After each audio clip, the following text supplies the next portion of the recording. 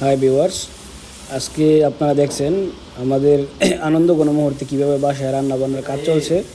তো আজকে রান্নাটা আমরা দুই ভাগে ভাগ করছি। এখন আপনাদেরকে আমরা দেখাবো পার্ট ওয়ানে কীভাবে রান্না স্টার্টিং করছে আমাদের নাইম খান মামা। সে এখন পেঁয়াজ কাটাকাটি করছে, সে সরিষা ইলিশ রান্না করবে। সরিষা ইলিশ রান্নার দায়িত্ব পুরোটা আমাদের নাইম মামা, উনি খুব ভালো সরিষা ইলিশ রান্না করতে পারে। সাথে আছে সানি আজকে রান্না করবে খাসির মাংস। তাদেরকে সহযোগিতা করছে আমাদের গাফফার বাবুর্চি, ওর সাথে আছি আমি ও আমার বাতিজা হাবিবুর।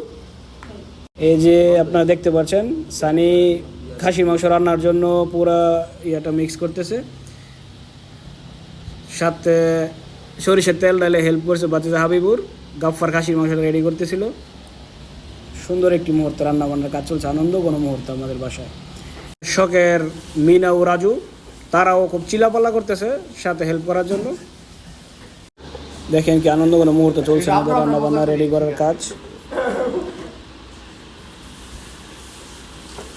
আসলে অত্যন্ত আনন্দের সাথে সময়গুলো কাটাচ্ছি মালয়েশিয়াতে।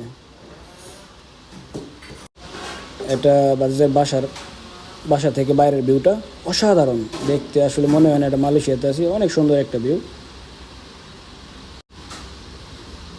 দেখেন এই যে রান্না বান্নার কাজ চলতেছে, সব একসাথে মিলেমিশে রান্না, এক অন্যরকম অনুভূতি। কিছুক্ষণ পরে আমরা পার্ট 2 দেখাবো। এখন কাটাকাটি রান্না রেডি বাজে রান্না যখন রান্না করে তখন আসবে পার্ট 2।